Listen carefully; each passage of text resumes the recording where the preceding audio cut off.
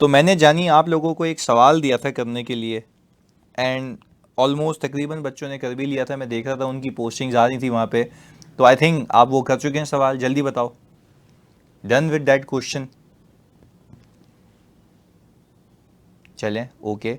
आप कह रहे हैं डन हो गया, तो बट देखते हैं कि उसमें क्या एक ट्रिक थी, क्या एक ट्रिक थी जो कि आपने पिक करनी चाहिए थी। इस्लामाबाद का मानसून, हाँ यार बारिश ही नहीं रुकती यहाँ पे, अभी लाइट भी चली गई थी FAR 2 की क्लास में सुबह।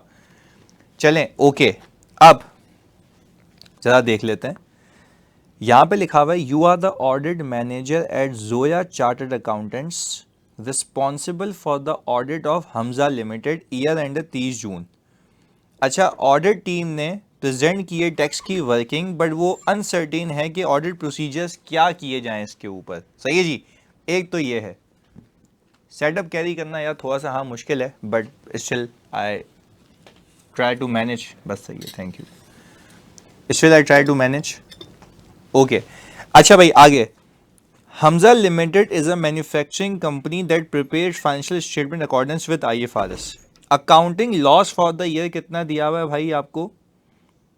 3.5 मिलियन, ऐसा ही है भाई। और टैक्स वर्किंग दी हुई है, following information is also available. अच्छा, यहाँ पे लिखा हुआ है अकाउंटिंग डेप्रिसिएशन दिया हुआ है 550 का, वाइल्ड टैक्स डेप्रिसिएशन दिया हुआ है 9 लाख रुपए का। सही है। अच्छा, अब इंटरेस्ट इनकम दी हुई है जो कि एग्जेम्प्ट फ्रॉम टैक्स है। प्रोविजन फॉर डाउटफुल डेट दिया हुआ है जो कि अलाउड नहीं है एज पर टैक्स पर्पसेस। अच्छा, अब मुझे एक बात बताते हैं, सबसे पहले कितने बच्चों ने ये लिखा कि हम इसको ट्रेस करेंगे, मैच करेंगे FS से? ऐसा है, लिखा था, बेहतरीन। पहला प्रोसीजर सही है, पहला प्रोसीजर सही है, बिल्कुल सही है। अच्छा, फिर आपने ये जो डेप्रिसिएशन की बात लिखी हुई है, क्या आपने ये देखा कि मैं ट्रेस करूंगा इसको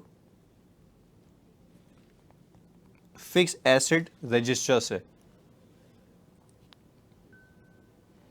हाँ जी, match accounting depreciation total with the fix asset register, हाँ या नहीं? जल्दी बताओ। यहां पे क्या डेप्रिसिएशन रिकैलकुलेट करोगे या ऑलरेडी चेक करके आए थे खाली FAR से मैच करोगे? ये नहीं लिखा था, ये याद रखना गलती की, क्योंकि देखो you have to be very specific. हमने कल की क्लास में सीखा था, आप लोगों ने प्लीज सुनना, हाँ अब सुनना, मैंने कल की क्लास में सिखाया था कि we will evaluate that whether the adjustments are as per the income tax ordinance. पर आपको जो रेलिवेंट डेटा दिया हुआ है तो उसको आपको फिर बयान करना पड़ेगा ना कि ये जो डेप्रिसिएशन आ रही है मैं कहाँ से मैच करूंगा। हाँ मेरे बच्चों, match accounting depreciation total from the fix asset register to ensure accuracy. Very good Shaikh, बिल्कुल सही लिखा, बिल्कुल सही लिखा और अच्छा लिखा। अच्छा आगे, तो क्या हम ये कह सकते हैं कि हम इसके लिए टैक्स डेप्रिसिएशन के लिए हम ऑब्टेन करेंगे टैक्स का फिक्स एसेट रजिस्टर, या हम सिंपल ये बोलेंगे obtain tax depreciation working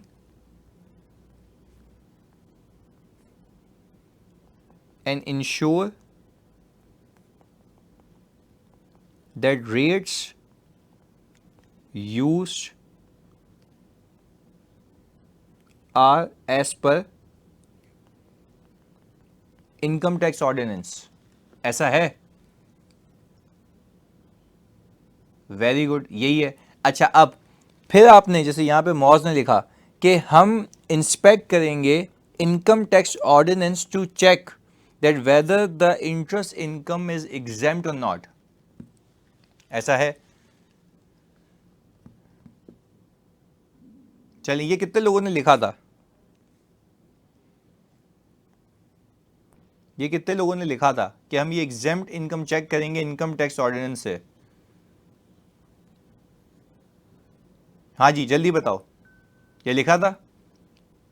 Fatima कह रही है मैंने लिखा था, वेरी गुड। बाकी बच्चे? हाँ जी, बाकी बच्चे जानी नहीं लिखा था। देखो अब ये मिस्टेक्स हैं। अब देखो, हाँ अब ये फोकस करना है। We will ensure that the exempt income, we will ensure exempt income from the income tax ordinance to check the accuracy that whether it has been correctly deducted or not. बात समझ आती है? Okay, अब ये भी बात समझ आ गई। हम कह रहे हैं कि भाई हम ये चेक कर लेंगे या इंस्पेक्ट कर लेंगे, सही जी, इनकम टैक्स ऑर्डिनेंस से, दैट वेदर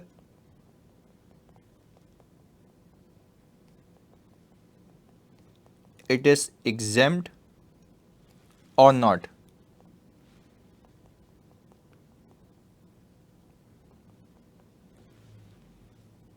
ये हम कर लेंगे ऑल टुगेदर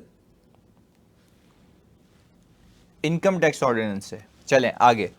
फिर हमने कहा provision for doubtful debt which is not allowable for tax purposes unless written off. तो सर इन दोनों को मिला के भी लिख सकते थे, इन दोनों को मिला के भी लिख सकते थे। सर मैंने टैक्स वाले प्रोसीजर तो लिखे पर लिंक नहीं किया। अच्छा तो पहले बताओ, अब एक बात समझ आती है how to link it. That's why I am here to tell you कि आपने ये करना है। ऐसा ही है? नहीं, ये एजिंग क्यों यहाँ पे आएगी शेख साहब, क्या हो गया? एजिंग क्यों आएगी? समझ नहीं आ रही मुझे बात। मतलब आप रिसीवेबल की प्रोसीजर तो नहीं कर रहे ना यहाँ पे, एजिंग क्यों आएगी? वो तो आप रिसीवेबल में करोगे ना, यहाँ पे we will not talk about the ageing. चले ओके, अब आगे। अब ये तो हो गया हिसाब किताब। अब फोकस के साथ लायबिलिटी की एजिंग।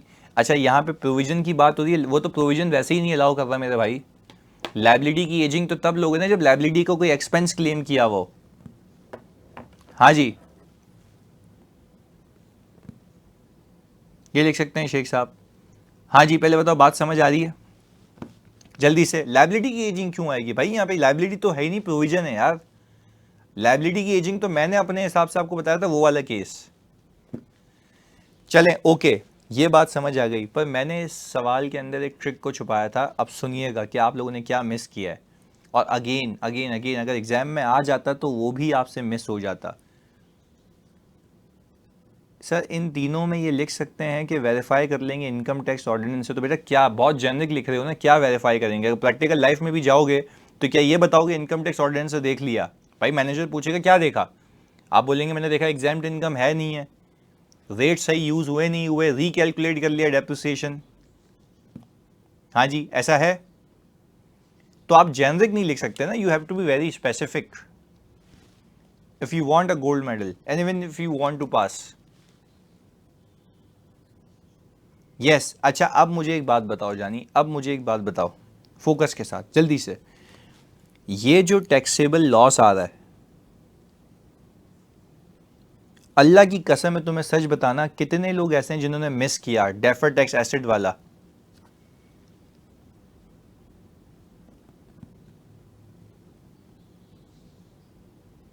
मिस किया? अच्छा we will make sure, we will assess. यहां पे देखिएगा, हम यहां पे लिखेंगे ना, we will assess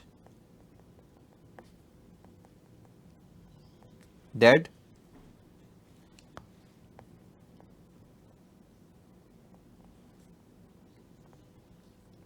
reasonableness of the deferred tax asset on tax losses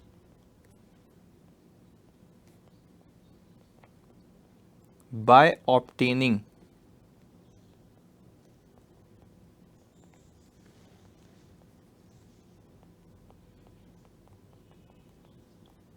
projections यानी फ्यूचर प्रोजेक्शंस। क्या कहते हो, क्या मुझे फ्यूचर प्रोजेक्शंस लेनी चाहिए?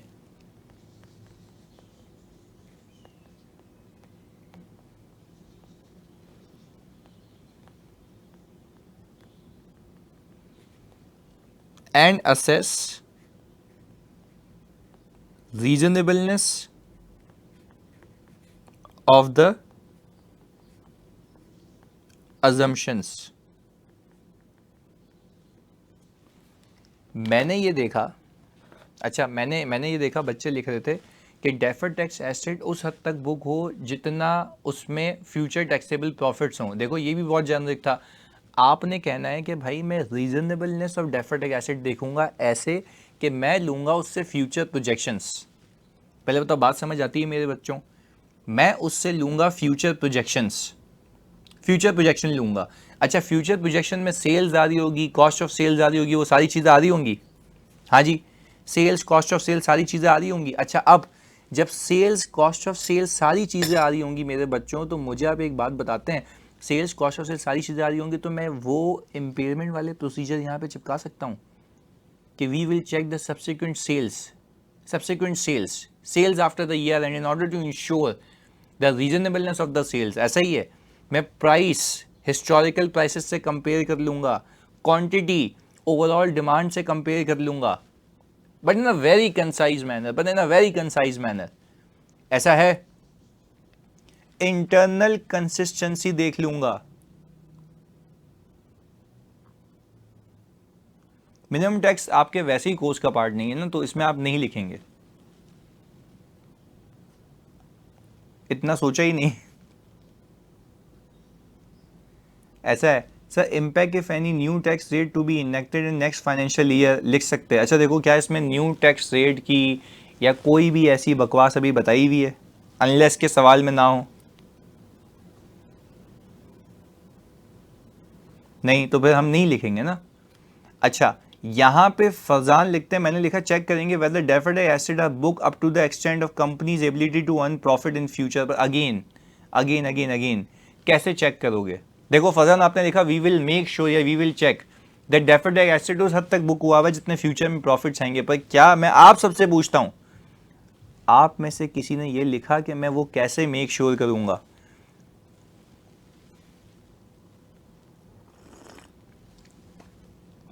हाँ जी, वो तो नहीं लिखा ना, तो मार्क्स तो उसके हैं, वो तो आपने देखो again examiner is continuously saying that don't write that we will make sure. भाई write how you will make sure, procedure क्या है? देखो ये तो मुझे भी पता है ना कि डेफर्ड टैक्स एसेट तो उस हद तक बुक होगा जितना फ्यूचर में प्रॉफिट आएगा, एग्रीड, पर उसको वेरीफाई कैसे करोगे? अब समझ आएगी, बिल्कुल ऐसा ही है। इवेल्युएट रीजनेबलनेस का मतलब यही है ना, तो बेटा इवेल्युएट रीजनेबलनेस का मतलब तो ये है ना कि मैं रीजनेबलनेस देखूंगा। कैसे देखूंगा?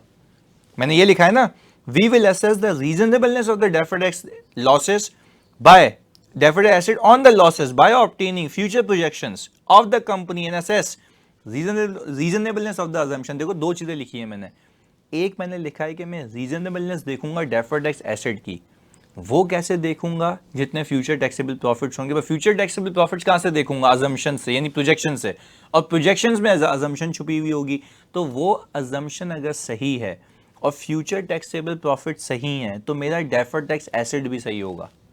ऐसा ही है, आप बहुत हाई लेवल लिखें, यहाँ पे सिंपल लिखें, we can check the subsequent sales after the year end, ये वाली बातें लिखें।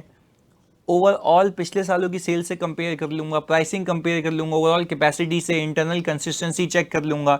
ये लिखें ना, सिंपल सिंपल बात लिखें। मैं नहीं कह रहा कि हाई लेवल जाएं किसी सिनेरियो में, आप सिंपल तो लिखें ना कि आप बेसिक उस प्रोजेक्शन में क्या करेंगे। अच्छा, पीटर कह रहे हैं कि सर लेकिन ये हम पहले चेक नहीं कर चुके होंगे, कैन यू प्लीज एलैबोरेट, हमने कहाँ चेक किया होगा? सवाल है, कैन यू प्लीज एलैबोरेट, हमने कहाँ चेक किया होगा? वैसे ही पीटर भाई, हम जरा आपसे पूछ रहे हैं, can you please elaborate going concern की असेसमेंट में? Very good, is in this question is this evident and have you talk about the going concern thing? सवाल है पीटर भाई, जल्दी बताएं, इस सवाल में क्या गोइंग कंसर्न पे काम हम कर चुके हैं? चलो अब मैं आप सबको ना क्लीन बोल्ड करता हूं एक बात कह के, सुनिएगा। गोइंग कंसर्न की अजम्पशन में जो आप प्रोजेक्शन देखते हैं, मैं बहुत स्पेसिफिक सिखा रहा हूं तुम लोगों को, ये बहुत बड़ा ब्लेंडर मारने लगे थे, सुनना।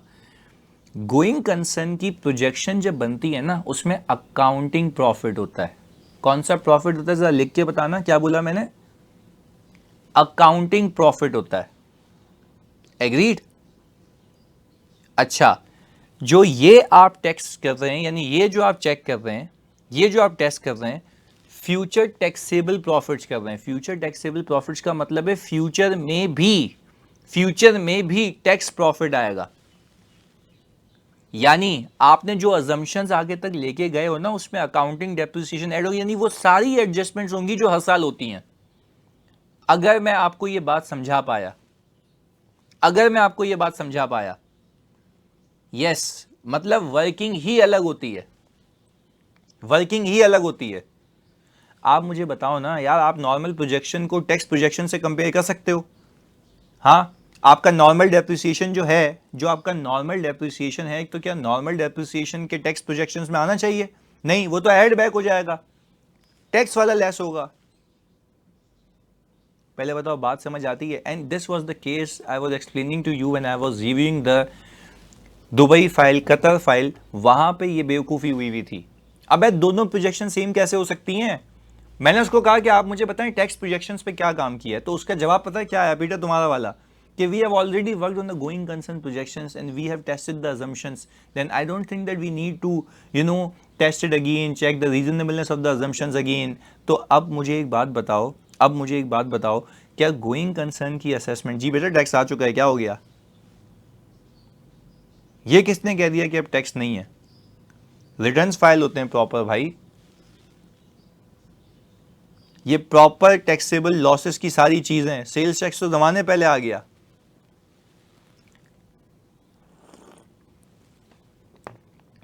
अच्छा, पहले मुझे एक बात बताओ, क्या लॉजिकल बात समझ आती है? हाँ जी, लॉजिकल बात समझ आती है? ओके, तो ये ख्याल रखना कि यार ये अपनी अजम्पशन नहीं लानी है कि मैंने ये वहां वेरीफाई कर लिया होगा, आपने ऑल टुगेदर वापस से किया होगा। चले मैं रीड कर लेता हूं। Agree the accounting loss of 3.5 million to the draft financial statements, obtain tax depreciation schedule and verify tax depreciation, confirm that this income is exempt from under applicable laws. Please confirm that provision are not deductible for tax purposes and that the tax computation is prepared in accordance with applicable laws. Deferred tax asset recognize, review management projections for future taxable profits to support recoverability. Evaluate the assumption used in the projections. Verify mathematical accuracy. Review sales and operating performance in subsequent months to assess. क्या बड़ा basic लिखा हुआ है? Basic लिखा हुआ है, बस सारी चीजें कवर हो रही हैं। साजिद कह रहे हैं सर गोल्डन वीज़ा दुबई का सस्ता हो गया। यार मतलब मैं तो कभी भी जा सकता था, बट मैं नहीं जा रहा। रेट की एक्यूरेसी वाला लिख सकते हैं, बिल्कुल लिख सकते हैं, कोई मसले वाली बात नहीं है। पहले बताओ जानी, यहां तक की बातें क्लियर हैं? जल्दी से मेरे बच्चों। हाँ भाई, मजा आया सवाल में? वो तो लिखेंगे ना, टेम्पररी डिफरेंस पे डेफर्ड टैक्स तो वैसे ही लिखेंगे जानी, उसका तो कोई नेमल बदल ही नहीं है। हाँ जी, अब बताओ, गलती समझ आई? Where do you guys lack? ऐसा है? चलें, ओके। तो क्या कहते हैं कि पूरे सवाल में लैक किया? ओके। अच्छा सर, आज रिपोर्ट का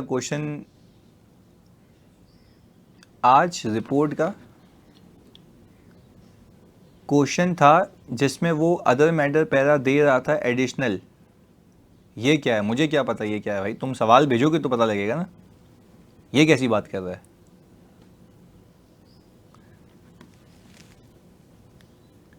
ओके, तो वजह कह रही है ये क्वेश्चन इतना अच्छा अटेम्प्ट नहीं हुआ, तो ओके। बट आप बताओ पहले वजह, एक चीज समझ आ गई कि how to tackle this.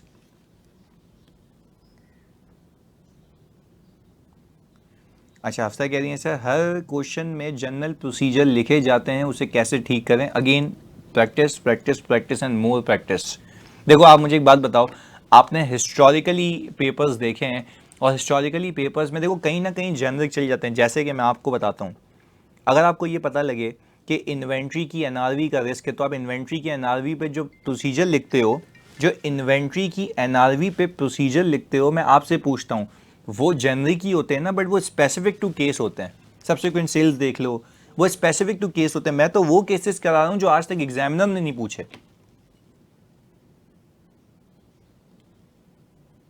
Tax depreciation information में अलग लिखी है, वर्किंग में अलग क्यों है? 420 तो आ रही है, 350 है ना, डिफरेंस लिया होगा। 550 और 9 लाख का अलग है ना, तो 550 और 9 लाख का डिफरेंस लेंगे ना। लो भाई, ये तो ऑडिटर चेक कर रही हैं कि क्या कैलकुलेशन सही हुई है नहीं हुई है। भाई वो डिफरेंस है। फातिमा, बात समझ आ रही है?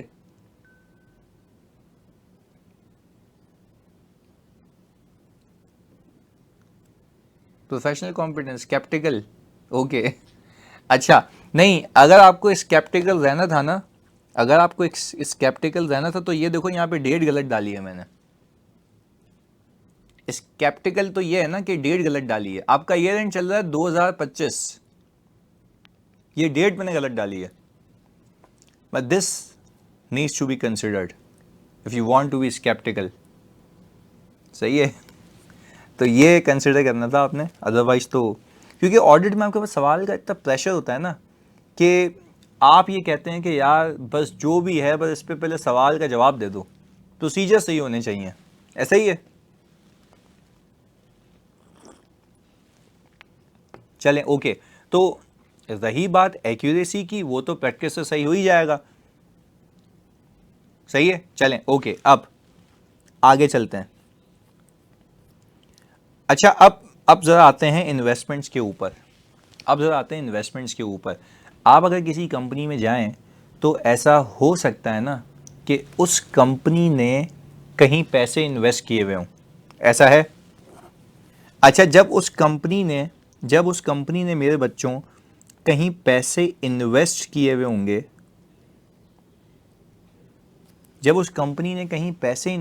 होंगे, हाँ, पूरा IFRS 9 के रूल्स पे बन सकता है। आप प्लीज़ इधर सुनिएगा, फोकस करो। पहले आपने बिल्कुल ऑथेंटिसिटी से सुनना है, इसको बिल्कुल फोकस करके सुनना है इधर।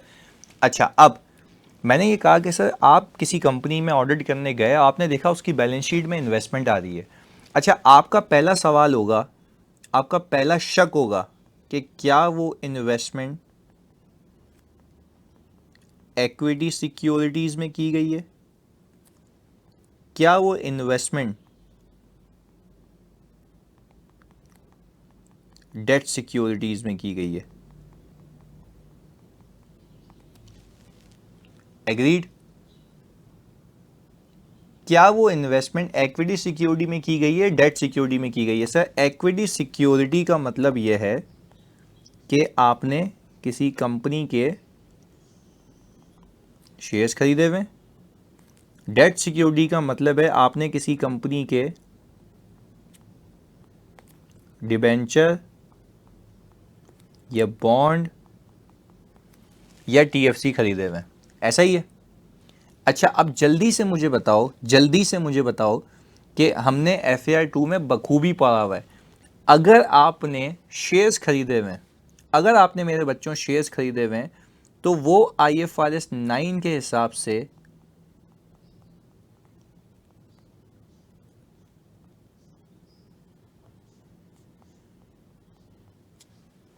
या तो फेयर वैल्यू थ्रू OCI पे होंगे या तो फेयर वैल्यू थ्रू P&L पे होंगे। ऐसा ही है। और अगर डेट सिक्योरिटी है तो या तो वो अमोर्टाइज कॉस्ट पे होगी या फेयर वैल्यू थ्रू OCI या फेयर वैल्यू थ्रू P&L। याद आ रहा है? ये कुछ हिसाब किताब होंगे। अच्छा, अब होल्ड ऑन। मुझे इतना पता है कि जब मैं अमोर्टाइज कॉस्ट पे होता हूँ तो मुझे चाहिए होता है IRR, fair value through OCI पे होता हूँ तो भी मुझे चाहिए होता है IRR। ऐसा ही है। अच्छा, IRR से क्या मैं इनकम बुक करता हूँ? एक्चुअल रिटर्न होता है मेरा। ऐसा ही है, एक्चुअल रिटर्न होता है। यानी फॉर एग्जांपल, अगर एक 100 रुपये का बॉन्ड है और मुझे 98 में पड़ा तो मुझे वापस 100 मिलेंगे, तो मैं जो सूद उसने एग्री किया वो तो कमाऊंगा, बाकी ये 2 भी कमाऊंगा ओवर द पीरियड। इस 2 की इनकम भी इस IRR के जरिए बुक होती है। रिमेंबर? याद आ रहा है? इस 2 की इनकम भी इस IRR के जरिए बुक होती है। याद आ रहा है? एक रीकैप हो गया। अच्छा, अब फोकस के साथ अब जब मैं गया किसी क्लाइंट के ऊपर मैंने कहा यार एक काम करो भाई, अपना इन्वेस्टमेंट रजिस्टर दे दो। उसने कहा इन्वेस्टमेंट रजिस्टर? मैंने कहा हाँ, 2 इन्वेस्टमेंट रजिस्टर होंगे आपके, प्लीज़ सुनिएगा।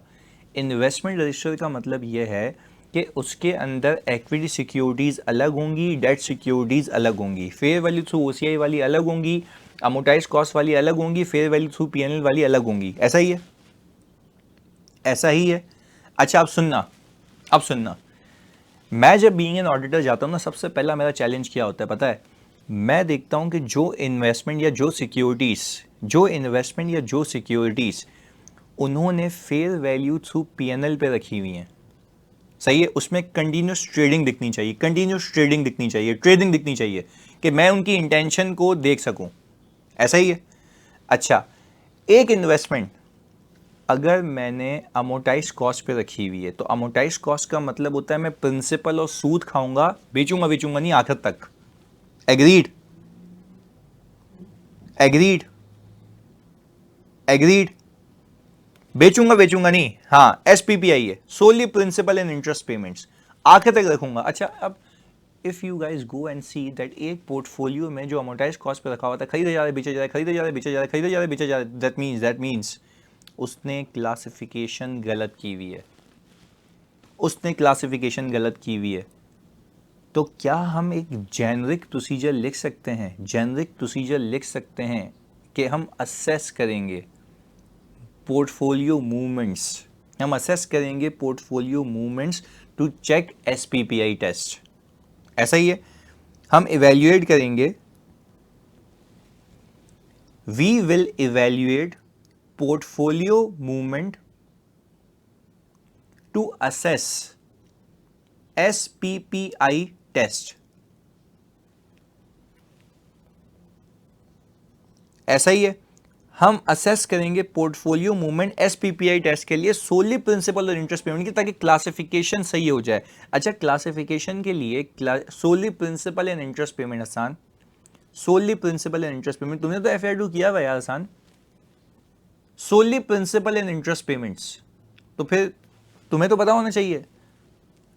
भंगी तुम्हारा नाम तो वैसे ही मुझे याद है, चौसी फिर पूछ रहे हो कि एसपीबीआई टेस्ट क्या होता है, 2 बार बोला सोली प्रिंसिपल एंड इंटरेस्ट पेमेंट्स।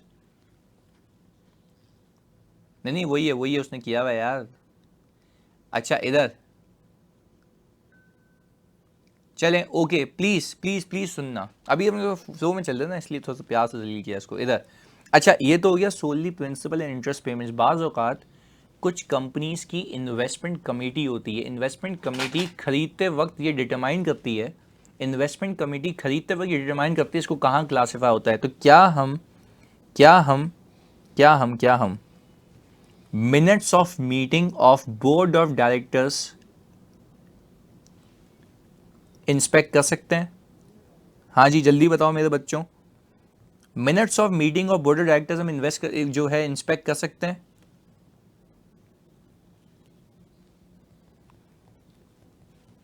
अच्छा अब ये तो बात हो गई है, सारी चीज़ें हिसाब किताब हो गई। अच्छा अब ज़रा सुनिएगा, ज़रा यहाँ पे हम टेक्निकलिटीज़ को ऐड करते हैं इधर। अच्छा, जब मैंने इन्वेस्टमेंट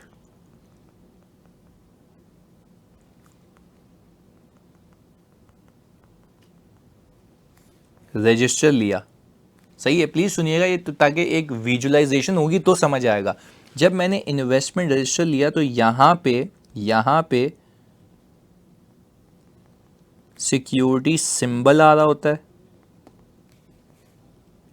अच्छा, सिक्योरिटी सिंबल जैसे EFUGL, EFU journal, HBL, MCB, सही है, और हम कह रहे हैं अटक सिमेंट। अच्छा, ये सारी चीज़ें ये बता रही हैं कि इस कंपनी के शेयर्स मैंने खरीदे हुए हैं, इस कंपनी के शेयर्स मैंने खरीदे हुए हैं। अच्छा, फिर आ रहा होता है opening quantity, purchase, sale, closing quantity. अच्छा, जब ये आप देख लेते हैं, ये क्वांटिटी का हिसाब किताब हो गया, जल्दी बताओ क्या ये क्वांटिटी का हिसाब किताब हो गया? यस सर, क्वांटिटी का हिसाब किताब हो गया। फिर ओपनिंग प्राइस यानी फेयर वैल्यू होगी, सही है। और हमने कहा परचेज प्राइस, अच्छा ये परचेज प्राइस उस दिन की होगी ना जिस दिन खरीदा है, क्या कहते हो? यहां पे डेट्स भी आ रही होती हैं। अच्छा फिर आपने कहा डिस्पोजल के दिन पे प्राइस,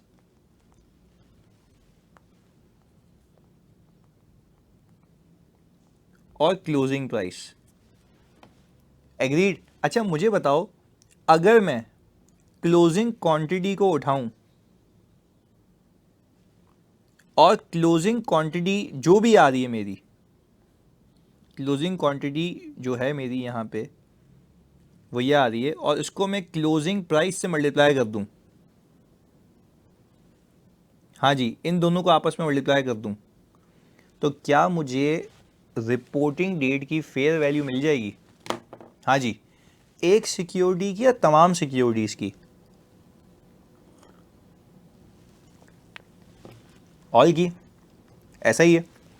अच्छा तो मैं एक काम ये करूं, वेरी गुड, मैं एक काम ये करूं, तो ये जो इन दोनों का मल्टीपल है, जो भी इसका आंसर आएगा, इन दोनों का जो मल्टीपल है, जो भी इसका आंसर आएगा, मैं फिर रिपीट कर रहा हूं, इन दोनों का जो मल्टीपल है, जो भी इसका आंसर आएगा, क्या वो टोटल वैल्यू होगी?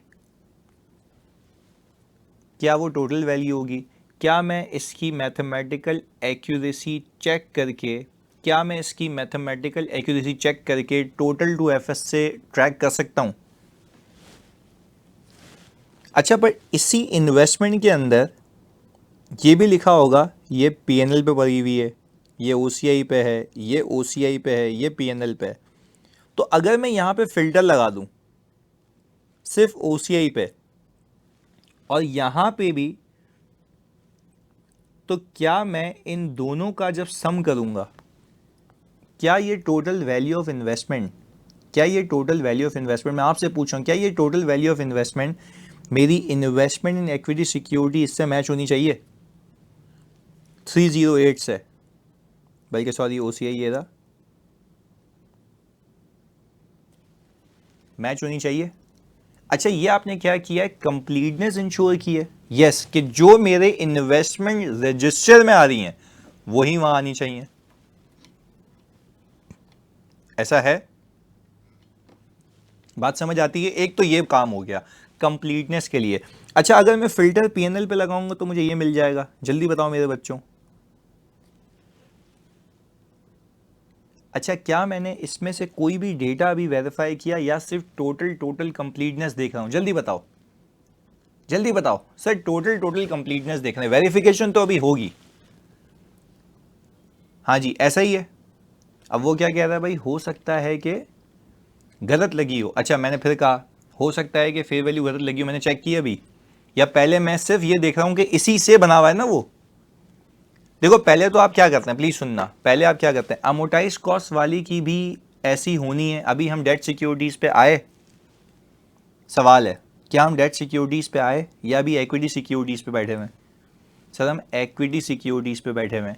अभी हम कंप्लीटनेस चेक कर, देखो पहले आप सिंपल ये सोचो, आप ऑडिटर अगर बनते हैं, आपका सबसे पहला मकसद होना कि पहले ये तो पता लगे बेस लाइन कि वो जो एफएस में चीज आ रही है वो कहां से आ रही है। एग्रीड? तो पहले अगर यहां मुझे पता लग जाएगा यहीं से वहां चीजें गई हैं तो मैं इसको वेरीफाई कर लूंगा। यही तो अकाउंटिंग रिकॉर्ड्स हैं जिसके ऊपर सबूत लेना है। हाँ जी ऐसा ही है सर। टोटल तो opening plus purchase less closing से आएगी ना? है इरफान क्या हो गया बेटा, मतलब कौन सी चरस है ये? टोटल तो opening plus purchase less closing से आएगी, अबे लेस सोल्ड से आएगी, क्या हो गया भाईजान, ये कौन सी चरस है? हाँ जी इरफान भाई, ओके सर, मतलब लॉजिकल। अबे कोई इन्वेंट्री तो नहीं है वो भंगी, पता है क्या समझ है, कॉस्ट ऑफ सेल्स निकाल रहा है वो भंगी। वो बोल रहा है opening plus purchases minus closing inventory, COGS. अबे भाई चिप्स मांग रहा है कि, मतलब सीओजीएस की बात थोड़ी ना ये इधर। डिस्पोजल निकलेगा तो क्लोजिंग को तो डिस्पोजल आ जाएगा भाई, क्लियर है? I understand that we take a class very early in the morning, चलें ओके, चलें ओके, इधर देखो प्लीज फोकस कर। अच्छा पहले बताओ ये इक्विटी सिक्योरिटीज तक मामला क्लियर है? जल्दी बताओ जानी, इक्विटी सिक्योरिटीज तक मामला क्लियर है?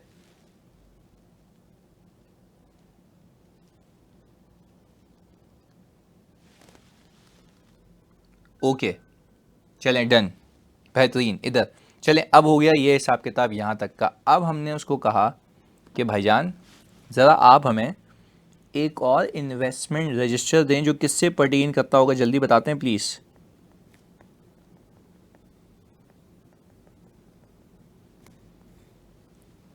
डेट सिक्योरिटीज से, ऐसा ही है भाई?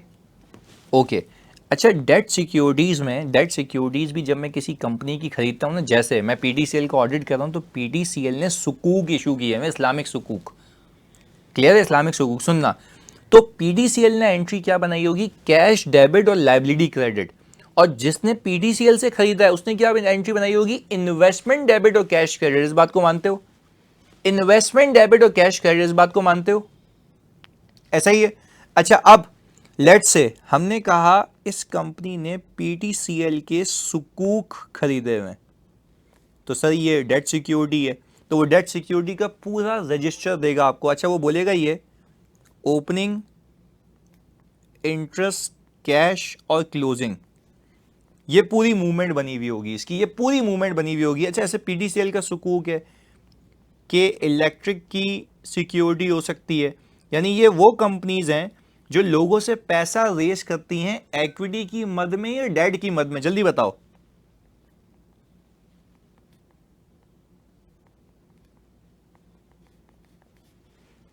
डेट की मद में। अच्छा अब मैं आपसे ये पूछूं, मैं इसका टोटल करूं, इसका टोटल नहीं, यहां पे तो सिर्फ और सिर्फ जो हमारे पास यहां पे टोटल आ रहा होगा 31 दिसंबर 2024 पे, और यहां पे भी हमारे पास जो टोटल आ रहा होगा 31 दिसंबर 2024 पे, क्या इन दोनों का अगर मैं टोटल करूं तो क्या मेरी इन्वेस्टमेंट इन डेट सिक्योरिटी से वो मैच करना चाहिए? क्लोजिंग, क्लोजिंग पहले तो ये मैं एक श्योर कर रहा हूं कि यहीं से बनाऊं। अच्छा अगर मैंने 15 जगहों पे डेट सिक्योरिटी खरीदी हुई है तो मुझे कितने शेड्यूल्स देगा वो? ऐसे डेट सिक्योरिटी के कितने शेड्यूल देगा वो? 15, और 15 के 15 का क्लोजिंग में वहां से जाके मैच करूंगा। एग्रीड है? अच्छा अब इसके अंदर ओपनिंग कैसे आया, इंटरेस्ट कैसा है, कैश कैसा है, भाई अभी हमें नहीं पता, अभी हम क्लोजिंग की बात कर रहे हैं। सही है? अच्छा अब, और आपको ये भी पता है ना कि उस 15 में भी बाइफिकेशन होगी, कुछ फेयर वैल्यू थ्रू ओसीआई पे होंगे, कुछ पीएनएल पे होंगे, कुछ अमोर्टाइज कॉस्ट पे होंगे। एग्रीड? एग्रीड है? यही हुआ होगा कि अलग अलग अलग अलग अलग अलग हिसाब किताब आ रहे होंगे।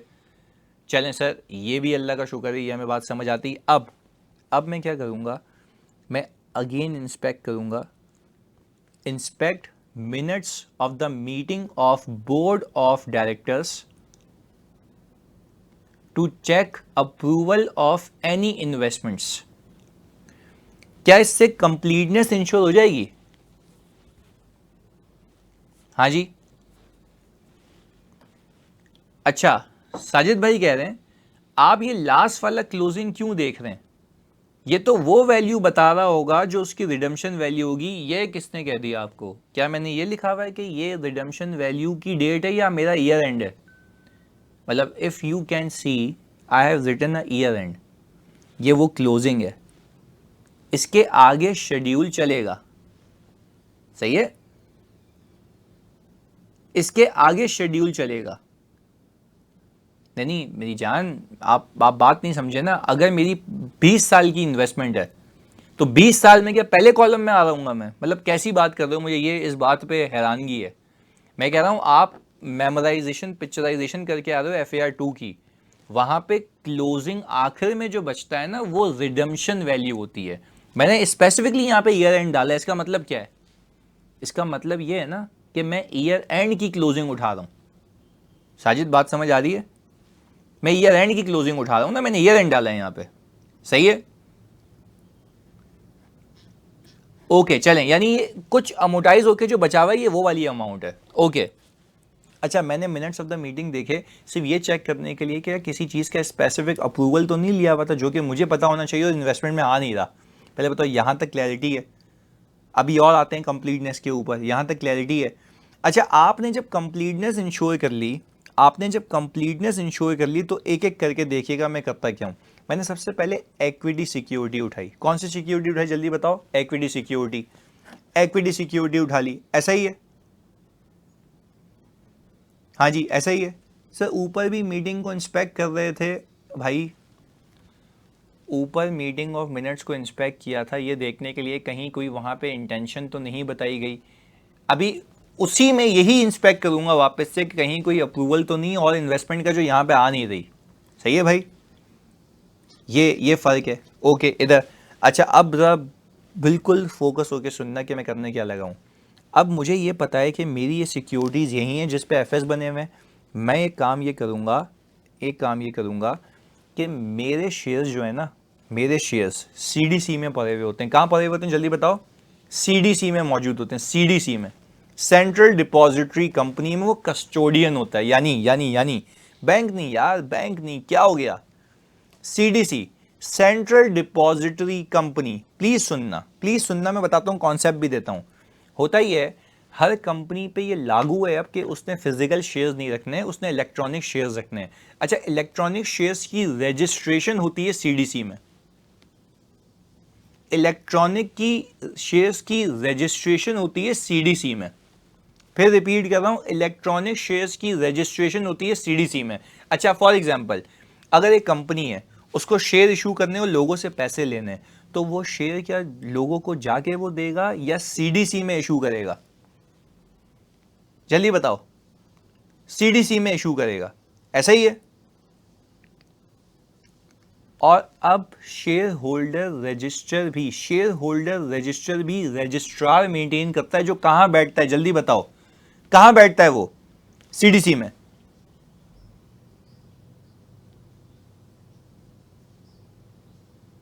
ऐसा ही है। अच्छा अब जरा फोकस होके सुनिएगा, अब हमने कहा कि आपके शेयर्स किसके पास पड़े हुए हैं? उसने बोला सीडीसी के पास पड़े हुए हैं। मैंने कहा आप क्या बता रहे हैं, मुझे पता है सीडीसी के पास पड़े हुए हैं। मैं सीडीसी को कंफर्मेशन भेजूंगा इसके अकाउंट के साथ। इसके किसके साथ जल्दी बताओ? किसके साथ? इसके अकाउंट के साथ। सुनना, मैंने लिख के दिया सीडीसी को ब्लैंक कंफर्मेशन। मैंने कहा सीडीसी भाई मुझे ये बता दो 31 दिसंबर पे इस अकाउंट में, क्योंकि मैं इन्वेस्टर हूं ना, अगर फॉर एग्जांपल मैं यूनिलीवर का ऑडिटर हूं तो यूनिलीवर बाकी कंपनी में इन्वेस्टमेंट कर सकता है ना? हाँ या ना में जवाब दो। तो यूनिलीवर का अपना सीडीसी अकाउंट होगा, जिसमें ये पता लग रहा होगा कि इसने किस किस कंपनी की सिक्योरिटी को खरीदा हुआ है। ऐसा ही है। और जिस कंपनी की सिक्योरिटी को खरीदा हुआ है उस कंपनी के रजिस्टर में ये एज अ शेयर होल्डर आ रहा होगा। पहले बताओ दोनों एक्सपेक्ट समझ आते हैं? हाँ या ना में जवाब दो। दोनों एक्सपेक्ट समझ आते हैं कि जिस कंपनी से खरीदा हुआ है वो इसके नाम पे आ रहे होंगे और उस कंपनी में उसका क्रेडिट बैलेंस आ रहा होगा। यानी अगर मैंने पीडीसीएल के शेयर्स खरीदे हुए तो पीडीसीएल के शेयर होल्डर रजिस्टर में मैं एज अ शेयर होल्डर आ रहा हूँ और कॉरेस्पॉन्डिंग वो मेरे पास मेरी इन्वेस्टमेंट में पड़े हुए होंगे। ऐसा ही है, बात समझ आ रही है? तो मुझे उसकी शेयर होल्डिंग को देखना है या अपनी इन्वेस्टमेंट को देखना है? जल्दी बताओ। अपनी इन्वेस्टमेंट को देखना है। But at the same time मैं फिर रिपीट कर रहा हूं, एट द सेम टाइम वो जो इशूअर है जिसने शेयर इशू किए होंगे उसकी बुक्स में मैं एज अ शेयर होल्डर आ रहा हूँ। ऐसा ही है। अच्छा अब मैंने क्या किया? मैंने सिंपल ये किया, देखो एक तो कंप्लीटनेस ऐसे इंश्योर की ना मैंने कि इसमें आ रहा, अब इसमें जो नहीं आ रहा उसके लिए मैं क्या कर रहा हूँ देखना। सीडीसी को मैंने कंफर्मेशन भेजी, मैंने बोला सीडीसी भाई मुझे ये बताओ कि इस अकाउंट में जो आपको मैं बता रहा हूँ इस कंपनी के कितने शेयर्स मौजूद हैं, किस किस जगह पे मौजूद हैं। वो पता है क्या करता है? पूरी स्टेटमेंट निकालता है 31 दिसंबर की, आपको लाके मुंह पे मारता है, बोला ये लो। मुझे बताओ क्या डायरेक्ट कंफर्मेशन आई? जल्दी बताओ यार, क्या डायरेक्ट कंफर्मेशन आई? अच्छा ऐसे तो मैं ये भी कर सकता हूँ। हाँ जी अब मुझे बात बताओ, ऐसे तो मैं ये भी कर सकता हूँ कि मैं क्लाइंट के पोर्टल पे जाऊँ सीडीसी के खुद निकाल लूँ, ये भी एक तरीका है। ऐसा है? बात समझ आती है? तो हमने क्या कहा, सीडीसी। अच्छा सीडीसी कौन होता है? आप बोलेंगे कस्टोडियन। जल्दी लिख के बताओ क्या बोला मैंने, सीडीसी कौन होता है? कस्टोडियन, कस्टडी होती है। अच्छा अब एक और चीज बोलूं तुम्हें सिखाने के लिए, सीडीसी बेसिकली एक ट्रस्टी है, ट्रस्टी है जिसके ऊपर ट्रस्ट करके हमने उसके बाद शेयर्स रखवाए हुए। एग्री? बात मानते हो? बात समझ आती है? सिर्फ वो एक ट्रस्टी है। एग्रीड? क्लैरिटी है? अच्छा अब सुने पहले बताओ कॉन्सेप्चुअली क्लियर हो गए? कॉन्सेप्चुअली क्लियर हो गए? यस, सिर्फ डिपॉजिट पर्पस के लिए एक ट्रस्टी है, वो रखा हुआ इलेक्ट्रॉनिक फॉर्म में। अच्छा अब एक एक करके सुनना आगे, इलेक्ट्रॉनिक फॉर्म में उसके बाद शेयर्स पड़े हुए। अच्छा अब फॉर एग्जांपल मैं और शेयर्स खरीदूंगा तो या तो खुद खरीदूंगा, प्लीज सुनना, या मैं ब्रोकर के पास जाऊंगा। अब देखो ब्रोकर को लाते हैं। अच्छा आप जितने शेयर्स ब्रोकर के जरिए खरीदते हो तो ब्रोकर भी तो हिसाब किताब मेंटेन करता होगा, क्या कहते हो, कि कितने शेयर्स खरीदें, ऐसा है? अच्छा पर जो ब्रोकर आपके नाम पे शेयर्स खरीदेगा वो भी कहाँ जमा होंगे? सीडीसी में। वो भी सीडीसी में जमा होंगे। यस ऑफ कोर्स वहीं जमा होंगे, सीडीसी में जमा होंगे, ऐसा ही है। अच्छा अब सुनना फोकस के साथ। मैंने ये किया, मैंने ब्रोकर को बोला कि भाई, मैंने कहा मुझे ना शेयर्स ढूंढ के दे, इस कंपनी के शेयर्स चाहिए। अच्छा वो क्या करता है, ऑफर लगाता है, ऐसा ही है ना, ऑफर प्राइस होती है, सही है, हम बिडिंग कर रहे होते हैं, हम बोलते हैं भाई हमारी बिडे के यार इतने का शेयर चाहिए, सामने वाला ऑफर करता है इतने पे बेचूंगा, तभी शेयर की प्राइसेस आपने देखा ऊपर नीचे हो रही होती हैं, ऐसा है? Bid offer bid offer bid offer चल रही होती है। अब यहां से मैं फिर रिपीट कर रहा हूं, यहां से अगर मैं बिड प्राइस लगाऊंगा, सही है जी, तो मैं बोलूंगा यार सामने वाले को, यार मुझे इतने में चाहिए, तो जितनी मैं डिमांड बढ़ाता रहूंगा शेयर की प्राइस मार्केट में उतनी ऊपर जाती रहेगी, ऐसा है? और जो लोग एंटर होते रहेंगे उसकी वजह से प्राइस ऊपर जाती रहेगी। चलिए ये तो एक मैकेनिज्म है ना, ये तो एक मैकेनिज्म है। अब मैं आपसे पूछता हूँ, जरा फोकस होकर मुझे जवाब देना। जब मुझे सीडीसी से रिप्लाई आ गया, क्या वो ऑथेंटिक रिप्लाई है? हाँ या ना में जवाब दें। यस सर, वो ऑथेंटिक रिप्लाई है। एक स्टेप आगे लेके चलता हूँ। जब ऑथेंटिक रिप्लाई है तो भाईजान मेरी क्वांटिटी तो वेरीफाई हो गई, क्वांटिटी वेरीफाई हो गई, सही है? चलें, ये बात समझ आती है। मैंने पता है क्या किया, उस फाइल को एक्सेल में कन्वर्ट किया, और मैंने ये देख लिया कि वो क्वांटिटी और जो ये क्वांटिटी बता रहा है दोनों आपस में मैच हो रही है नहीं हो रही है। क्या मेरी क्वांटिटी वेरीफाई हो गई 100%? बेहतरीन यार, बेहतरीन। आगे सुनो, क्वांटिटी वेरीफाई हो गई 100%। मैंने पता है क्या किया, मैं पाकिस्तान स्टॉक एक्सचेंज की साइट पे गया, मेरी बात को फोकस होकर सुनना, मैं पाकिस्तान स्टॉक एक्सचेंज की साइट पे गया, वहाँ पे हिस्टोरिकल रेट्स आ रहे होते हैं हर एक दिन के। मुझे 31 दिसंबर के हर कंपनी के रेट मिल सकते हैं वहाँ से, 31 दिसंबर के। अच्छा क्या वो ऑथेंटिक हैं? या ये बता दें? ऑथेंटिक है भाई, थर्ड पार्टी एविडेंस है यार। अच्छा मैंने क्या किया, मैंने उन रेट्स को लाशों की तरह इस शेयर्स के सामने चिपका दिया। अच्छा क्वांटिटी कहाँ से वेरीफाई की? वेरी गुड यार, सीडीसी से। प्राइसिंग कहाँ से ला रहे हो? पीएसएक्स से। अच्छा दोनों को मल्टीप्लाई करके क्या मैं क्लोजिंग वैल्यू निकाल सकता हूं? हाँ जी, वेरी गुड। अच्छा फिर इस क्लोजिंग फेयर वैल्यू को कैरिंग अमाउंट ऑफ शेयर से कंपेयर कर सकता हूं। अच्छा तो अगर ये किया मैंने तो क्या मुझे gain loss on remeasurement of investment मिल सकता है? हाँ जी। और अगर फेयर वैल्यू थ्रू ओसीआई हुआ तो ओसीआई मिल जाएगा, क्या ख्याल है? सही है? बात समझ आ रही है? बात क्लियर हो रही है कि देखो कैसे निकाला गेन, ये भी वेरीफाई हो रहा है, पीएनएल साथ साथ। अब आगे सुने, ये भी वेरीफाई हो गया। अच्छा मैंने कहा ये तो क्लोजिंग है भाई, ये आ गया परचेजेस, हाँ जी, क्लोजिंग तो वेरीफाई हो गया ना। अच्छा क्या मैं इस परचेज के ऊपर, अगर आप लोग मुझे बताएं,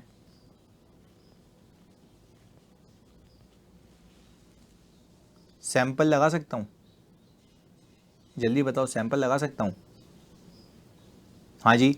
अच्छा, ऐसी कंपनीज भी होती हैं जो पता नहीं मिलियन ऑफ क्वांटिटी में शेयर्स खरीदती हैं अलग अलग कंपनी के। तो क्या जब मैं परचेज करूंगा तो क्या वो किसी डेट पे आ रहे होंगे? हाँ जी। अच्छा, अब आगे सुने। जब मैंने सैंपल लगाया इसके ऊपर, सैंपल में कुछ सिक्योरिटी सेलेक्ट हुई, हो सकता है वो EFU जनरल की उड़ के आ जाए, हो सकता है HBL की उड़ के आ जाए। अच्छा, क्या ये एक ही दिन पे कंपनी का सैंपल पिक करेंगे या शेयर्स का? शेयर्स का बेटा, शेयर्स का। यहाँ पे फिल्टर लगाएंगे ना, मैंने परचेज पे किया है ना, तो उसमें कोई भी कंपनी उठ के आ सकती है। आप देखते नहीं है ना साजिद भाई, फिल्टर कहाँ लगा हुए, तो उस पर फोकस करो। फिल्टर कहाँ लगा हुआ है? परचेज पे। Did I say that I will sample a company, and did I से कि मैं शेयर्स पे सैंपल लगाऊंगा? एडिशन में जो भी आ रहा है उसमें कोई भी कंपनी उठ सकती है, उसमें बायसनेस नहीं होनी चाहिए। भाईजान कंपनी में क्यों लगाऊंगा? सैंपल पॉपुलेशन पे लगता है भंगी, तो वो खुद क्वांटिटी उठा के देगा आपको कि क्वांटिटी पे लगा दो परचेज की, वैल्यू पे लगा दो परचेज की। Population has to be correct. समझ आ रही है बात? सैंपल में MCB का शेयर मिस हो जाए, अच्छा हो जाए। हसान कह रहे हैं सर ऐसा हो सकता है सैंपल में मिस हो जाए भाई, हो जाए। क्या सैंपलिंग में each and every item has a equal chance of selection? जल्दी बताओ। तो हम तो गलत तो नहीं कर रहे। अच्छा, हमारा जो EY की मेथोडोलॉजी है वो तो ये है कि जो भी परफॉर्मेंस मटीरियलिटी से टॉलरेबल एरर से ऊपर होता है वो तो उठाएगा ही उठाएगा। हाँ या ना में जवाब दो। वो तो वैसे ही पिक हो जाएगा। ये रहा, वैल्यू यूज करो, वैल्यू यूज करो, वो तो वैसे ही पिक हो जाएगा। अच्छा, उसके अलावा जो बच गया, हाँ जी, जित जित इसके अलावा जो बच गया उस पर क्या होगी? Random sampling. जल्दी बताओ, उसके अलावा क्या होगी? रैंडम सैंपलिंग होगी। ऐसा है, ऐसा है जानी? तो हमने क्या किया, अब यहां पे फॉर एग्जांपल एक कंपनी है जिसके शेयर्स ही आपने कोई 100 शेयर्स खरीदे होंगे, क्या आपके लिए मटेरियल है? नहीं सर, आपके लिए मटेरियल नहीं है। तो कहने का मतलब है आप पहले अपनी मेथडोलॉजी सही करें। आप आए परचेज प्राइस के ऊपर कि एक शेयर कितने कितने कितने कितने का खरीदा गया। अच्छा, ऐसा हो सकता है ना EFU जनरल कभी 2 जनवरी को खरीदा हो, 5 जनवरी को खरीदा हो, 10 जनवरी को खरीदा हो, फिर फेब में जाके खरीदा हो। क्या अलग अलग दिनों पे खरीदा होगा? हाँ जी, जल्दी बताएं। वैल्यूशन हो रही है, बिल्कुल मतलब वैल्यूशन हो रही है। अलग अलग दिनों पे खरीदा होगा, हाँ या ना में जवाब दो।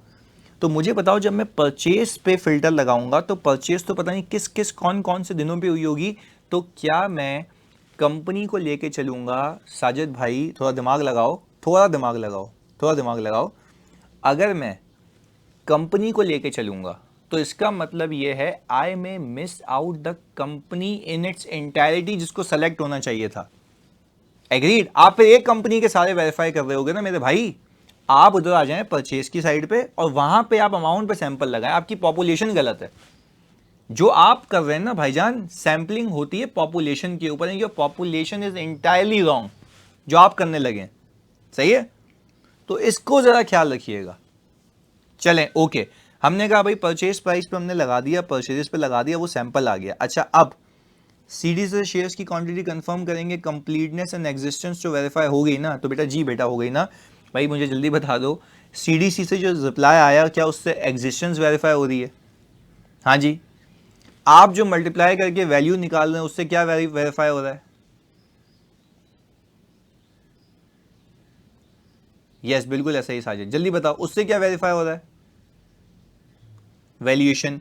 चलें, अच्छा, अब जो परचेजेस मैंने देखी, अब जो मैंने परचेजेस देखी, तो परचेजेस पे मैंने सैंपल लगाया और परचेजेस पे सैंपल लगा के मैंने सिंपल देख लिया क्या उसकी डील टिकट बनी थी या नहीं बनी थी। ब्रोकर की एडवाइस देख सकता हूँ, ब्रोकर ने बोला यस आपके शेयर्स परचेज हो गए, क्या ये सबूत होगा अकरेंस का? परचेज इज अ ट्रांजैक्शन, लिख के बताओ क्या बोला मैंने? Purchase is a transaction. क्या ट्रांजैक्शन में अकरेंस वेरीफाई हो रही है? क्या ट्रांजैक्शन में अकरेंस वेरीफाई हो रही है? अच्छा, इसी दिन की प्राइस देख सकता हूं मैं PSX से जाके कि क्वांटिटी तो आ गई पर प्राइस भी तो होगी ना, प्राइस भी तो होगी ना।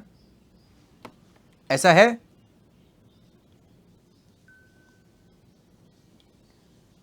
सर सबके अलग अलग डेट्स पे फेयर वैल्यू कैसे निकालेंगे बेटा? पहले तो ईयर एंड पे तो सबकी एक ही होगी ना मेरे भाई, ईयर एंड पे एक ही डेट पे सबकी अलग अलग फेयर वैल्यू होगी ना।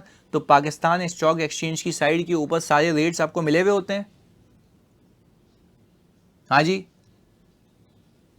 ऐसा है। अच्छा भाई सर लेकिन शेयर्स पे सैम्पलिंग करके क्वांटिटी कैसे वेरीफाई होगी? अबे भाई यार मतलब क्या दिमाग है। मैं ये कह रहा हूँ मेरी जान, यहाँ पे जब तुम सैंपल लगाओगे, यहाँ पे अमाउंट आ रही थी कोई 5 मिलियन की, अब 5 मिलियन के बैकएंड पे क्वांटिटी और रेट होगा ना। साजिद सुन तो नहीं रहे मैं क्या रहा हूँ? सुनो तो सही कि मैं समझा क्या रहा हूँ। आपने यहां से 5 मिलियन की अमाउंट पिक की, उस 5 मिलियन की अमाउंट के अंदर ब्रेकअप क्या होगा? शेयर्स होगा और वैल्यू होगी। शेयर्स यहां भी दिख रहे होंगे तुम्हें क्वांटिटी में, परचेज पे शेयर्स यहां भी दिख रहे होंगे। तुम उसकी डील टिकट से, ब्रोकर एडवाइस से शेयर्स भी कंफर्म करोगे उस दिन के, और उस दिन की प्राइस भी कंफर्म करोगे पाकिस्तान स्टॉक एक्सचेंज से। Sir I am asking about the second line जिसमें आपने सैंपलिंग लिखा हुआ है। अबे भाई खुदा के बंदे, यहां पे क्वांटिटी आ रही होती है, यहां पे क्वांटिटी आ रही होती है। मैं कह रहा हूं तुम सैंपल लगा लो परचेज प्राइस पे, अमाउंट पे। This is your correct population, this is your correct population. अब तुम्हारा सवाल क्या है? तुम्हारा सवाल क्या है इसमें मुझे ये बता दो तो भी मैं आगे जाऊंगा। तुम्हारा सवाल क्या है? मैं कब से कह रहा हूं कि this is your correct population. इसको हटाओ, सही है, यहां लिख दो सैंपलिंग। सही है भाई, ये लो सैंपल। अब क्या सवाल है? नहीं यार यहां पूछो ना अभी, मतलब ग्रुप पे यही चीज वापस तो नहीं बताऊंगा ना, अभी पूछो ना जल्दी जल्दी साथ के साथ। भाई ये करेक्ट पॉपुलेशन है, मुझे बताओ क्या इसमें मसला है? जल्दी से जानी प्लीज, अभी पूछ लो, कोई मसले वाली बात नहीं, जल्दी बताओ क्या मसला है इसमें। हजारों परचेजेस भाई, इन्वेंट्री, मुझे आप एक सब बात बताओ, हमने इन्वेंट्री किया था, इन्वेंट्री के अंदर एक दिन में परचेज होती है, हर दिन में 1000 परचेजेस होती हैं? जल्दी बताओ प्लीज बताओ, हर दिन में 1000 परचेजेस होती हैं। आपने सैंपलिंग किस पे की थी वेरीफाई करने के लिए? परचेजेस की अमाउंट पे किया ना? हाँ जी जल्दी बताओ, जल्दी बताओ, क्या आपने जितनी भी परचेजेस थी, आपने जितनी भी परचेजेस थी उस पर रैंडम सैंपल कर लिया? जो भी परचेज आपके हाथ में आ जाए, हाँ या ना में जवाब दो। जो भी परचेज आपके हाथ में आ जाए आपने पिक कर ली। अच्छा अब जो भी परचेज आपके हाथ में आई वो अमाउंट है, उस अमाउंट के पीछे ब्रेकअप क्या है? प्लीज लिख के बताते हो उस अमाउंट के पीछे ब्रेकअप क्या है मेरे बच्चों? जल्दी बताओ उस अमाउंट के पीछे ब्रेकअप क्या है? Quantity into price. क्वांटिटी कहां से देखी थी? Can you please right it? Quantity कहां से देखी थी बच्चों? जल्दी बताओ। यहां से नहीं, इन्वेंट्री में कह रहा हूं, इन्वेंट्री में कह रहा हूं, इन्वेंट्री में कह रहा हूं, इन्वेंट्री में कह रहा हूं। इन्वेंट्री में क्वांटिटी कहां से देखी थी? जीआरएन से। Very good, very good, GRN से देखी थी। प्राइस कहां से देखी थी? हाँ जी प्राइस कहां से देखी थी? अप्रूव लिस्ट से नहीं, गलत यार, क्या हो गया? पीओ से, परचेज ऑर्डर से, इनवॉइस से। अप्रूव लिस्ट तो सेल में होता है, मैं तो परचेज की बात कर रहा हूं। सही है। अच्छा ये हो गया था। अच्छा अब उस कॉन्सेप्ट के अंदर और इस कॉन्सेप्ट के अंदर फर्क कैसे हो सकता है? अब मैं साजिद के सवाल पे आता हूं।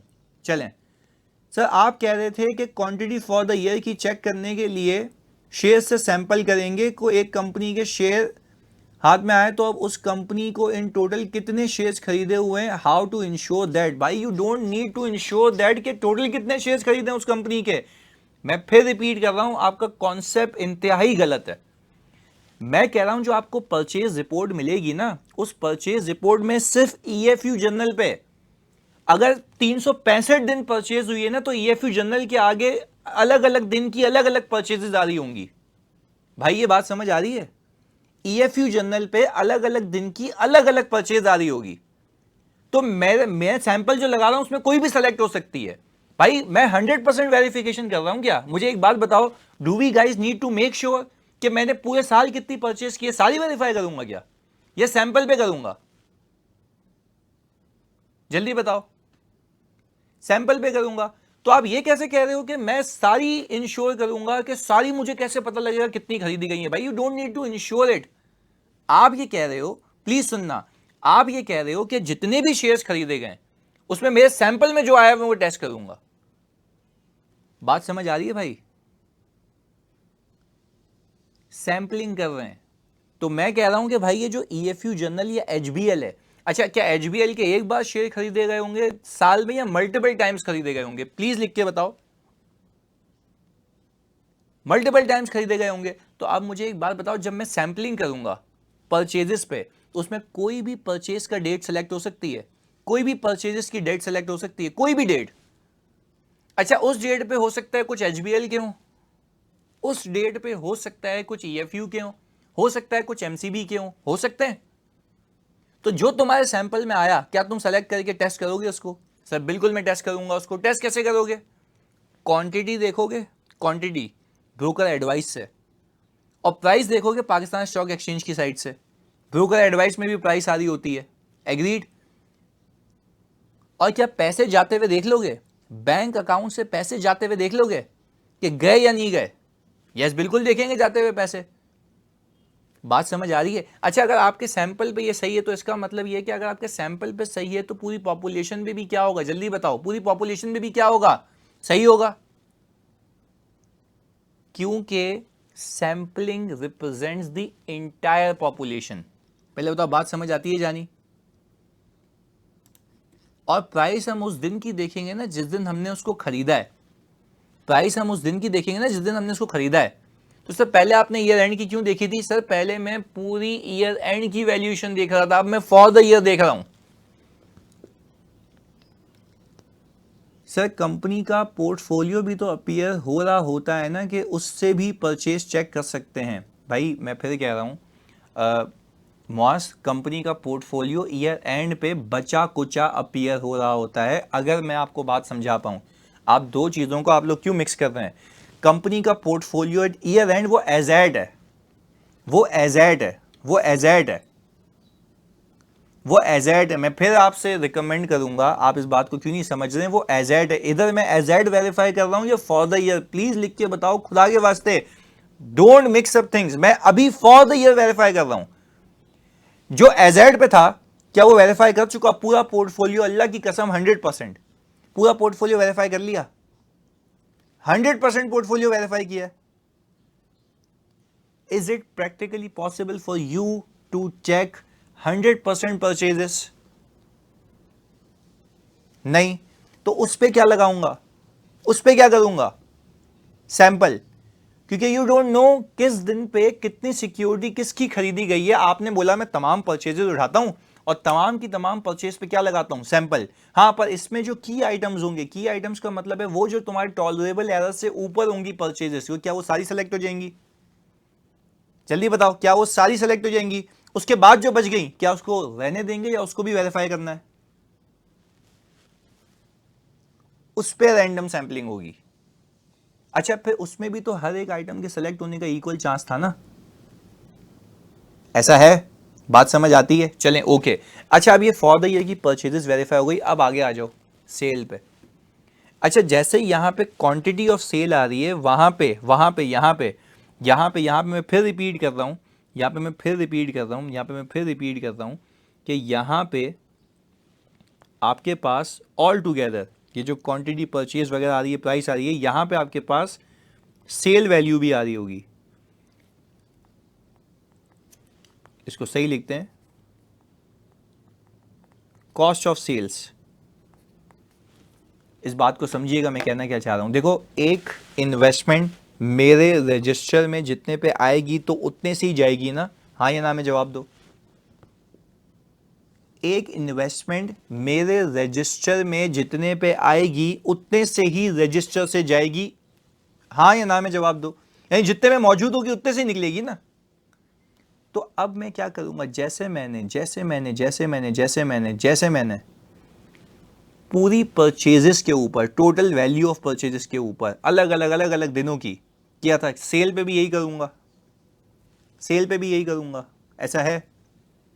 अच्छा तो जितनी सेल्स हुई हैं, दिन में 1000 हुई होंगी, तो क्या मैं सब सेलेक्ट करूंगा या उसमें सैंपल उठाऊं? जल्दी बताओ।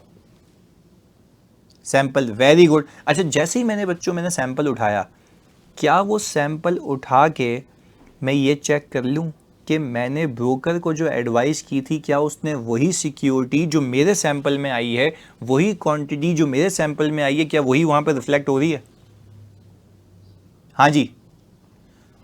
उस दिन की अगर मुझे प्राइस मिल जाए तो क्या मैं गेन लॉस निकाल सकता हूँ? कॉस्ट तो यहाँ से मिल गई ना, कि निकल गई यहाँ से? Very good, very good. तो अब मुझे एक बात बताएं, वेरी गुड, अब मुझे एक बात बताएं, पीएसएक्स से मिलेगी, वेरी गुड। पर पीएसएक्स से कौन से दिन की, कौन से दिन की मेरे बच्चों? डेट ऑफ सेल की, डेट ऑफ सेल की, वेरी गुड। पैसे आते हुए देख लूं, पैसे आते हुए देख लूं, रिसीट्स, गेन लॉस आ गया, देखो ये लिखा हुआ, ये लिखा हुआ जानी, realise gain loss on disposal. अच्छा, ये रियलाइज गेन लॉस किसी एक का या सबका नेट होगा? हाँ जी, सबका नेट होगा। तो सबका नेट होगा तो इसका मतलब ये है कि सर सबके नेट के अंदर आप सारी डिस्पोजल्स वेरीफाई कर रहे हैं? हाँ, सारी डिस्पोजल्स वेरीफाई कर रहे हैं? नहीं नहीं नहीं सर, सैंपल पे वेरीफाई कर रहा हूँ। बट हाँ, सारी डिस्पोजल वेरीफाई आप लोग सैंपल पे कर रहे हैं, बट रीकैलकुलेट तो 100% हो सकती है ना उसके डेटा के ऊपर। आपने कहा ये डेटा दिया उसने, इतने की बेची, इतने की प्राइस थी, तो आपने ये कहा कि सही है भाई, मैंने उसकी ऑथेंटिसिटी, टेस्ट ऑफ डिटेल कुछ आइटम्स पे किया, पर कैलकुलेट तो 100% कर सकता हूं ना? हाँ या ना में जवाब दो। Yes, mathematical accuracy. पहले बताओ, बात समझ आ रही है? कैलकुलेट तो 100% कर सकता हूं ना। देखो, मैंने कहा कि क्वांटिटी सेल आ रही है, प्राइस आ रही है, क्वांटिटी सेल आ रही है, प्राइस आ रही है, मैंने कहा क्वांटिटी मैंने वेरीफाई कर ली सैंपल बेसिस पे, फिल्टर लगा के अपना, सही है? ऐसा ही है, जितनी भी सेल्स थी मैंने सैंपल लगाया, मैंने वेरीफाई कर लिया। अच्छा, अब मैंने कहा कि जब मैंने जो सैंपल किए वो सही थे तो बाकी भी सही होंगे, क्योंकि पॉपुलेशन पे ही कंक्लूजन ड्रॉ होगा ना। सैंपलिंग का मतलब ही यही है कि जो सैंपल में आया उस पर जो आपका नतीजा आया वो पूरी पॉपुलेशन पे प्रोजेक्ट हो जाता है। ऐसा है? ऐसा है? जल्दी बताओ, ऐसा है? चलें, वेरी गुड। तो पहले बताओ, गेन लॉस तक का मतलब समझ आता है कि गेन ऑन डिस्पोजल आ रही है या लॉस ऑन डिस्पोजल आ रही है, नेट है। अच्छा, ऐसा भी हो सकता है किसी सिक्योरिटी पे गेन आ रहा हो, किसी सिक्योरिटी पे लॉस आ रहा हो, ये भी चल सकता है। हाँ जी सर, बिल्कुल चल सकता है।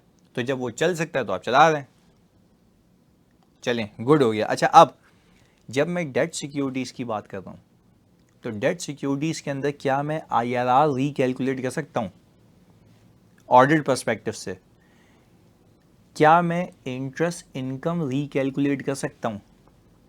जैसे शेयर्स खरीदे जाते हैं, जैसे शेयर्स खरीदे जाते हैं, जैसे शेयर्स खरीदे जाते हैं, प्लीज सुनना, जैसे शेयर्स खरीदे जाते हैं, मैं आपसे पूछ रहा हूं, जैसे शेयर्स खरीदे जाते हैं, वैसे क्या ऑल टुगेदर डेट सिक्योरिटीज पे भी सैंपल लगेगा एडिशन पे? Select the sample of additions of debt securities, ऐसा ही है। अच्छा, एक और मजे की बात बताऊं, डेट सिक्योरिटीज जब आप खरीदते हो ना, उसका बाज औकात कस्टोडियन CDC भी होता है और बैंक भी होता है, जिसका बाज औकात कस्टोडियन CDC भी होता है, बैंक भी होता है। मैं आपको बताता हूँ कैसे।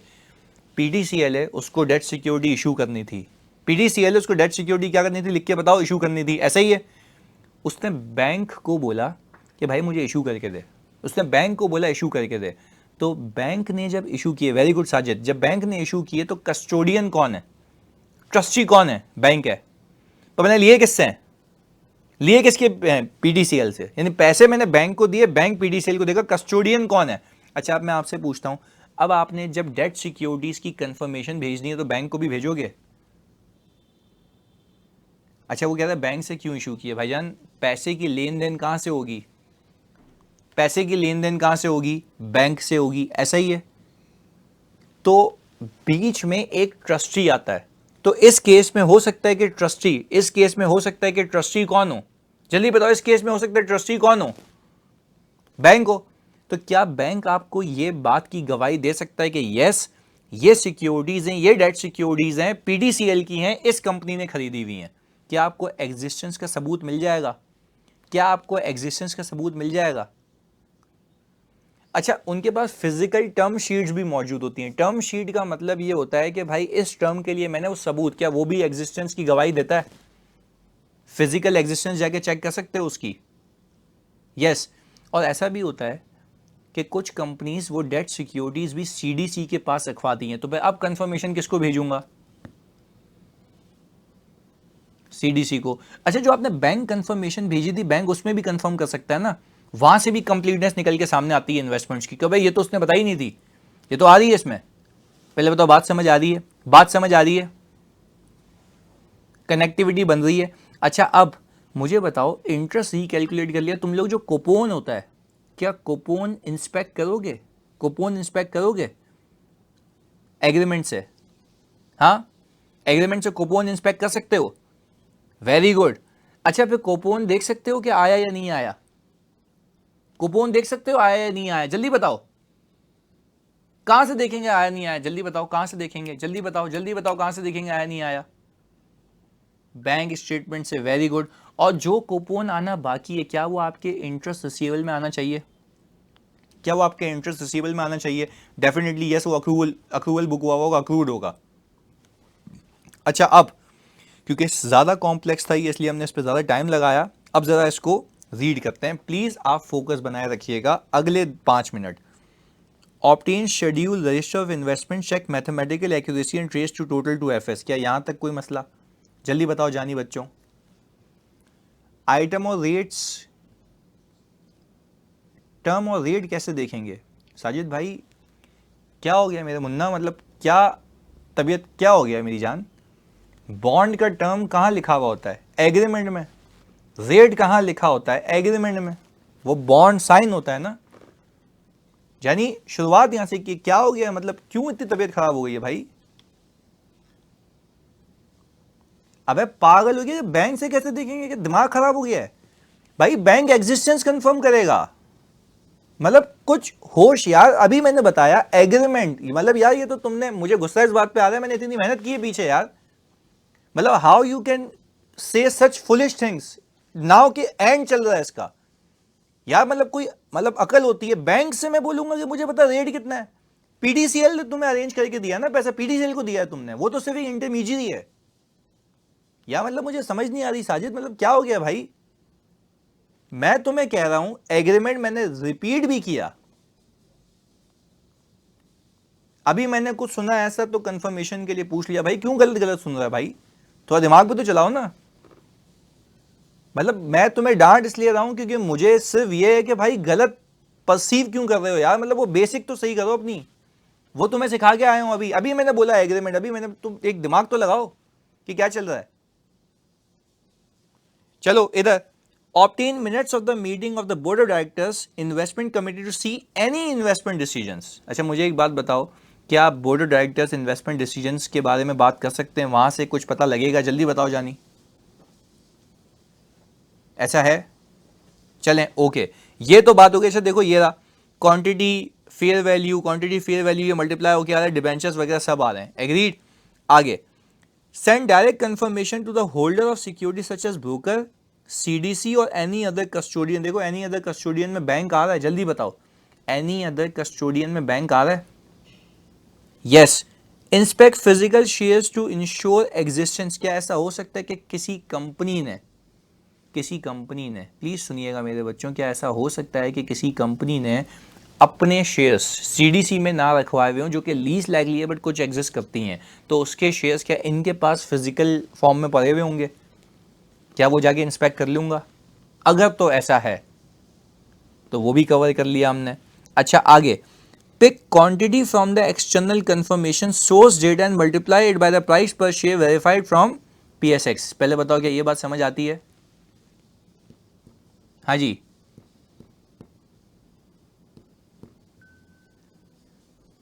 अच्छा भाई, एक नया मतलब मार्केट में चवल आया है, सुनो बात सुने इधर, बड़ी टेक्निकल बात की है हमारे भाई ने। हमारी इन्वेस्टमेंट प्रॉपर्टी में भी इन्वेस्टमेंट हो सकती है, तो हम फ्लो टू शीट कर सकते हैं कंप्लीटनेस के लिए। अब क्या प्रॉपर्टी जमीन पे पड़ी होगी, भंगी सामने दिख रही होगी, और तुझे कैसे पता तेरी प्रॉपर्टी है यार? मतलब अल्लाह को मानो यार, क्या हो गया भाई? भाईजान हसान, मतलब कौन सी चीज़ सही है? फ्लोर टू शीट, अबे एक बार दिखा दिया, फ्लोर टू शीट बता दिया, तुम तो हर जगह floor to sheet floor to sheet. अबे हर जगह थोड़ी ना लगता है ये प्रोसीजर भाईजान।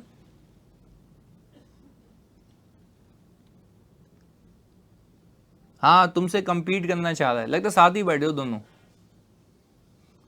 बिल्कुल ऐसा ही है, बुक्स में लिखा है।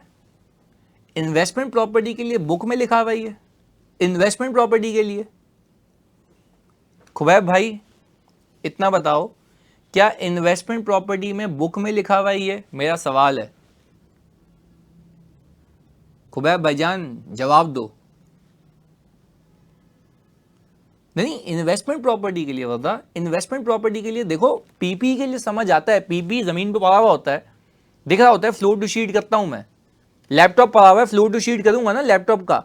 इन्वेस्टमेंट प्रॉपर्टी, बिल्डिंग जमीन पे पड़ी है क्या? मैं आपको बताऊं इन्वेस्टमेंट प्रॉपर्टी की कंप्लीटनेस कैसे इंश्योर होती है, आप अपनी टैक्स रिटर्न्स देख लें, उसमें वेल्थ स्टेटमेंट लगती है, हाँ या ना में जवाब दो। तो आप अगर ये देखें जाके कि आपके पास अगर टैक्स रिटर्न है तो वेल्थ स्टेटमेंट में कंपनी की प्रॉपर्टी डिक्लेयर हुई होगी, और अगर प्रॉपर्टी डिक्लेयर हुई है और इन्वेस्टमेंट प्रॉपर्टी में नहीं आ रही है तो इसका मतलब यह है कि वो कंप्लीट नहीं है। ऐसा है। पर I am just unable to understand कि आप ये कह रहे हो यार, अब वो बोल के गायब हो गया, मतलब फुल सुलगा के गायब। हाँ मतलब कहने का मतलब ये है कि यार आप देख रहे हो जाके, अच्छा ये प्रॉपर्टी, अबे तुझे कैसे पता वो इसकी है जो कंप्लीटनेस इंश्योर कर रहा है?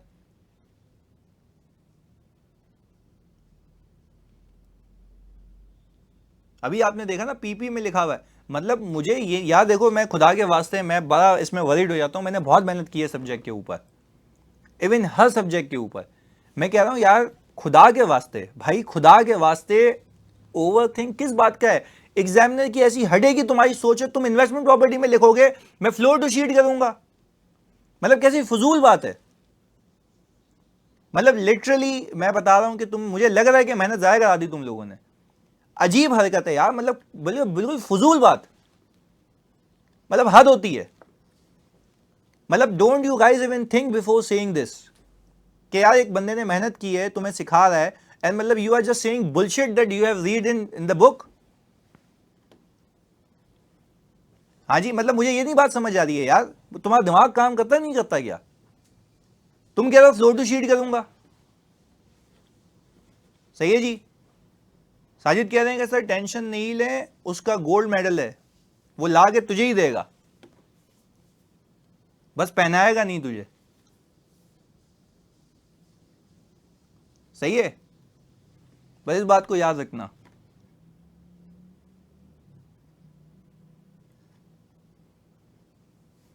चले हैं ओके इधर।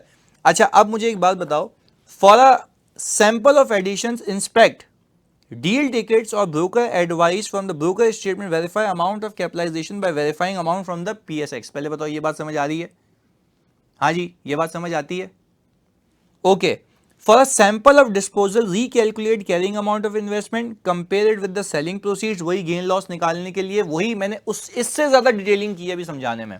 आगे, recalculate gain or loss on disposal, recalculate interest income using IRR, inspect bank statement to verify coupon received, recalculate amortization of investment, ensure that the investment gains have been classified properly। इसका कोई मतलब बताता है? Ensure करेंगे कि gain और loss reclassify हुआ या क्लासीफाई हुआ है प्रॉपरली, इसका क्या मतलब है? लिख के बताओ, इसका क्या मतलब है? जानी जल्दी से लिख के बताओ। ओसीआई पीएनएल, वेरी गुड यार, बेहतरीन। पीएनएल वाले पीएनएल में, ओसीआई वाले ओसीआई में। पहले बताओ कहानी समझ आती है? तो अल्लाह का शुक्र है, after extending a class of almost half hour we are done with the investment. अल्लाह का शुक्र है,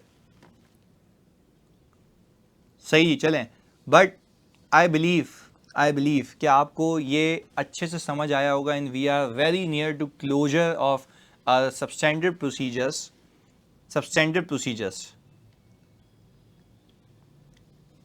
सही है जी। और हाँ बिल्कुल, इस बार अच्छे से प्रिपेयर हो जाएंगे इंशाल्लाह, और अच्छे से प्रिपेयर होंगे। पर यार प्लीज़ जानी, देखो मेरा सिर्फ एक ही वो है मकसद कि यार तुम्हें पास कराना, खुदा के वास्ते। देखो मुझे सवाल का जवाब देने में कुछ भी नहीं होता, पर before asking a foolish question ये देखो यार कि क्या वो बनता है या नहीं बनता, थोड़ी सी मेच्योरिटी लानी है। सही है, चलें, ओके जानी, लव यू, लाफिस।